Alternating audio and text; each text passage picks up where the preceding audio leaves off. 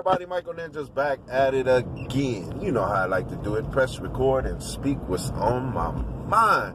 How y'all doing today, people? I hope you're blessed. I hope you're being a blessing to someone in need. Now check this out. Oh, I'm having so much fun on TikTok. So much things going on. I still come back to YouTube. Trust me, I watch my YouTube. I put my time in on YouTube. I just cut back on making videos because not too many people really watch it. And, you know, if you're watching my videos, you know, very little support, you know, show me support by hitting that like and I'll continue to make videos. But, you know, still with only 30 subscribers, not bad. Don't even know if any of y'all are watching my video, but if you are, shout out. Shout out because, you know, you really, really fucks with me hard, okay? But I haven't really been posting anything because, you know, with all the ascension and healing and working on myself, it wasn't quite my time to ascend. It's not about me ascending. It's about me assisting others to ascend. To wake up their inner child. I need to wake up my inner child. I realize that it's not my time to ascend, but I am going to keep vigilantly working hard. Trying to heal myself. I'm going through pains in my body.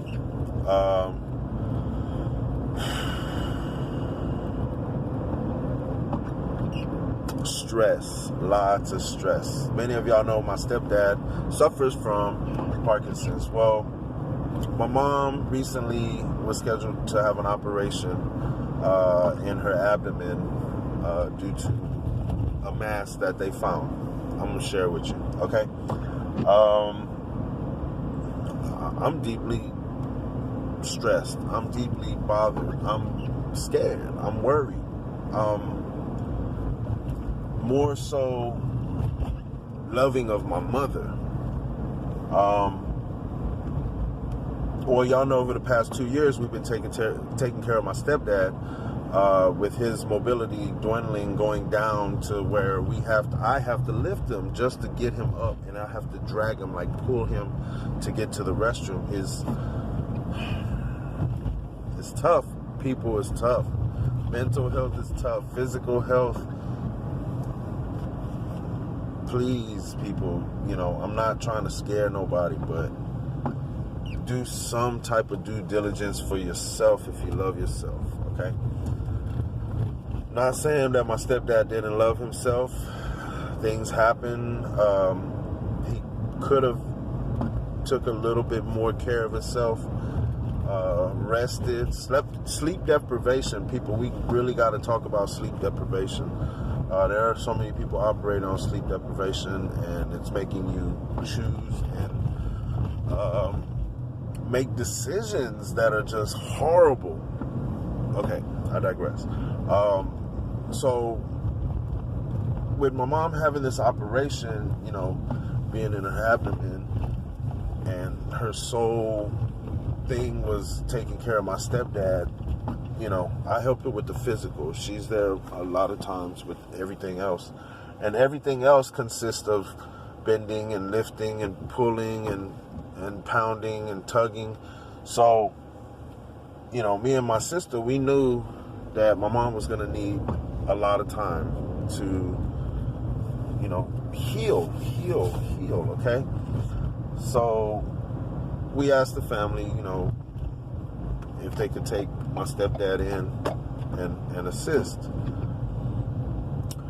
So the only solution that we had left was to put him in a nursing home. So we made arrangements. We got him into a nursing home for hospice care. Even though he wasn't hospice, he was fine. We just needed them to take care of him for the time being, okay? If it sounds like I'm bashing the nursing home, I'm not trying to. It's just how it comes out. In the 30 days that he's been in the nursing home, he has lost tremendous amount of weight. due to the fact that they weren't feeding him correctly. So basically he was starving, except for the days that my mom was able to get herself together and go up to the hospital and feed him. So they, without consulting with us, the family, decided to just, I don't know what they did. It almost, when we walked in there one day, the food was just sitting there untouched. Nobody served him. Nobody tried to feed him. Nothing. Mind you, he has Parkinson's. He's down to like us feeding him like a baby. Like seriously, like food all around his mouth. We have to, with the spoon, clean it and feed him. If you've never fed a baby, you wouldn't understand. Empaths would understand because they could look and see and understand like what the baby's going through and how the person is feeding the baby. That's a good thing about empaths. We can empathize with the feelings of people. Anyways, my mom would go up there, fix him some ravioli, something soft that he could chew, and she would feed it, push it in his mouth, allow him to chew, swallow, and give him more. Well, they decided to go to soft foods, and they still didn't even administer the food. As far as drinking, he was dehydrated. Why? Because they put a cup with a straw and expected him to suck through the straw. He doesn't have that type of function, people. The way we were administering water to him was through a feeding, like a food tube, like a syringe tube, okay? Through his mouth. Little small squirts of water in his mouth so he could swallow, and we'd sit there until we administer about a little over a half a water bottle like this in his mouth. And it took time. That means patience. So of course the nursing home doesn't have patience. They just want you to pay about $5,000 a month for mediocre minimal services. How about that? Meaning, here's your room, check in, check out on this date. I mean, that's what it feels like. I'm not saying that's what it is. I'm not trying to down talk them, but it does need to change. And it doesn't help that they're understaffed. Like, if you're understaffed, stop taking in patients. There are other nursing homes. Let's see, it's about the money, right? Well, if it's about the money, then it should be about the actions too, right? So, about a week ago, Anthony was so dehydrated and so, stressed out that he just started shaking in front of my mom. So my mom, in the nursing home, ended up calling the ambulance. So we took him to the hospital, Baptist Hospital. They took him in. They didn't know what was going on. The nursing home tried to explain it to him. But of course, family explains it to them better. So we get in there, we start telling them this, that, and the other. They say, well, he has pneumonia. Apparently some food or something got into his lungs, and he is suffering from pneumonia. He had fever. He wasn't feeling too good, pain. So, they did what they had to do at the hospital, and they put him on IVs, okay? Boom, right away, day 2, he looking good. His body's getting hydrated again. His skin is getting elasticity again. It's no longer tight. He's looking good. But food is the issue. Doctor didn't want him to eat. Man, for 3 days, he didn't eat. They just let him sit there and cough. Okay? They put some things on his legs to keep his legs warm, moving, whatever, pressure. The nursing home in the 30 days failed to pick him up and walk him around. They basically just bedridden him. That's it. They bedridden him. See, when I pick him up, I actually have to pull backwards because he leans back. His how do you call it? His balance, you know, when you have like vertigo, where you're like dizzy and stuff. Well, he's not like really dizzy, but he just kind of like leans back. His equilibrium is off, right?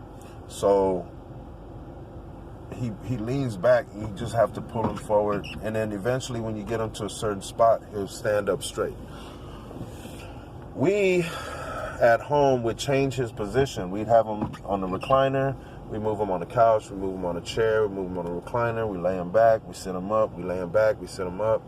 We let him stand for some time. He stands when he's in the shower. He stands when he's getting wiped down from his excretions, his excrements, his poop. Okay? It's tough, man. This family stuff is deep. Like, it get to the point where, you know, you're going to do some things that you don't expect or want to do. And, yeah. So now he's weak. He barely stand. You know, his muscles and everything are weak because no one's like doing any type of physical therapy for him. You know, not even for 5 minutes. These people, these nurses, doctors, whatever, not doctors, but nurses, MAs, the guy that walks around in a goofy costume trying to make people laugh, like that dude, you know, somebody. You know, showing love is more than just, you know, sometimes just a little touch can help to heal someone. You get what I'm saying? Not sexual. See, America's hyper-sexualized. I'm not talking about sexual. I'm talking about just, you know, like if you were to go to a masseuse, you would expect or hope that masseuse wasn't a sexual person, like perverted or any type of things or way or whatever. You know what I'm saying? You would hope that. So, you know, America's hyper-sexualized. Very. I mean, hello, that's why the NoFap is a big thing, because it's helping people to overcome that over-sexualized sensation, okay? I know about NoFap and all that and semen retention. I practice semen retention. You know, NoFap is different.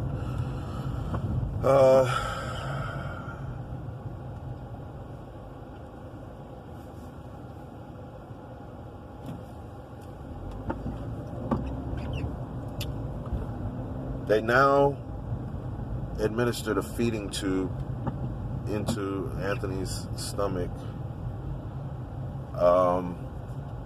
He's been getting food. Yesterday was his birthday, the 29th, November. So he's 62. We went to go see him. Family brought balloons and everything. And he looked better on his birthday. He looked so much better on his birthday.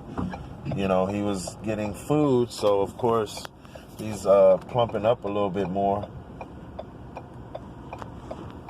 So that's always a good thing.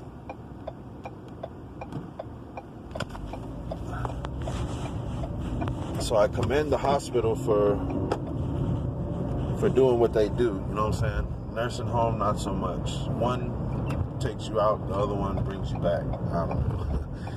But I commend the hospital. They did great jobs. The doctors, everything.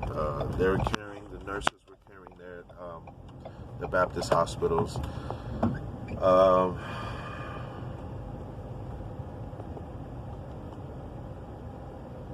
went and said, you know, my prayers to Anthony and my love yous, and trying to, you know, tie up some loose ends while we still have a chance. Give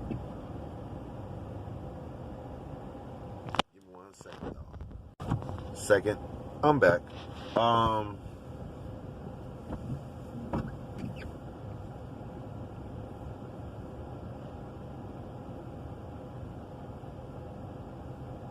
So lately I've been feeling real anxious, anxiety, chest pains and stuff like that. And today it just popped in my head that I'm probably going through this type of stuff because what's happening, you know. I'm pushing for Anthony to stay alive and continue to just live his life comfortable as we can get it. But people around, the way they're speaking is just like, let him go, just like let him go kind of deal. It don't sit easy with me, But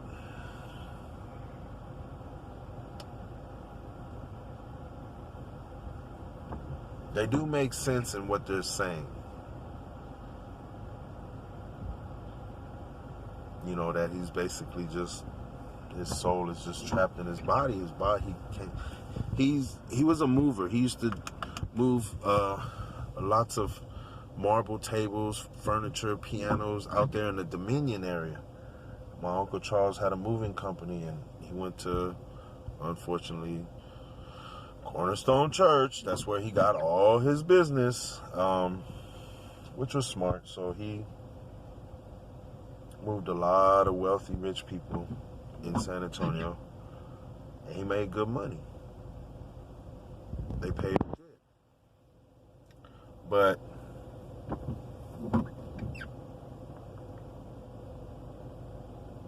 man, I hope the audio wasn't messed up. I might have to clip some of that out, or I'll just play it through, whatever.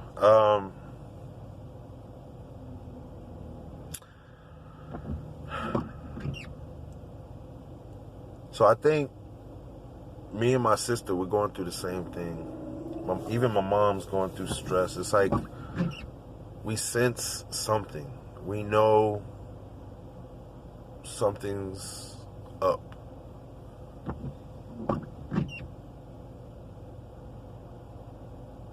I don't know if it's the universe's way of,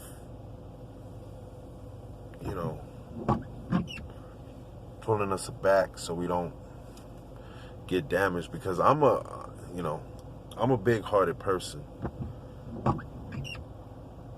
I might seem mean, I might appear to me mean sometimes, but that's just a deflection.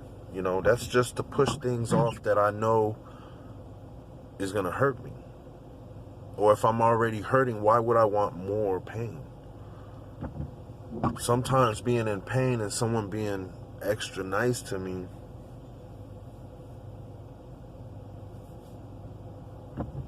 hurts me more, because I don't want to hurt that person that actually sees value in me. So it does hurt me more, because I already know I'm in a position right now in my mental state of lashing out at people. And when you come at me with your good heart like I do sometimes, wow, full circle, I feel like, because of my mind state of being upset and regret and, hurt, just wanting to lash out. I'm not saying destroy stuff, just, leave me alone, get away from me. And someone being nice and I just fucking snap at them, it hurts me even more. That's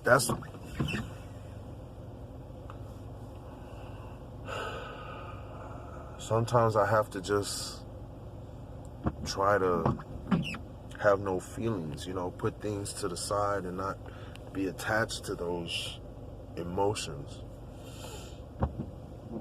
I love Anthony. I'll continue to love my stepdad for all the good he's done. He's done bad things, but I don't co-sign to those bad things, because those bad things affected him more than it affected us. We were affected, yes, but it affected him more than it affected us. Just like I don't expect anybody to answer to my bullshit. I got to answer to my bullshit alone.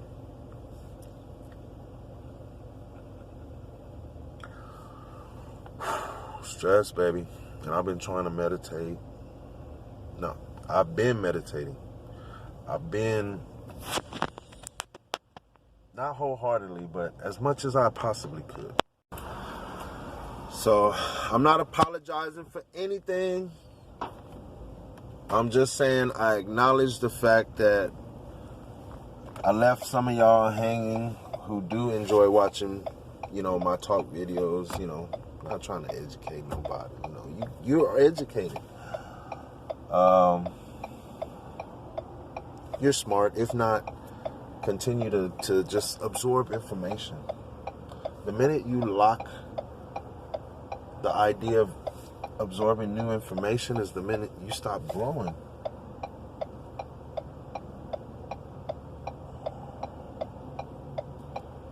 Take the good with the bad.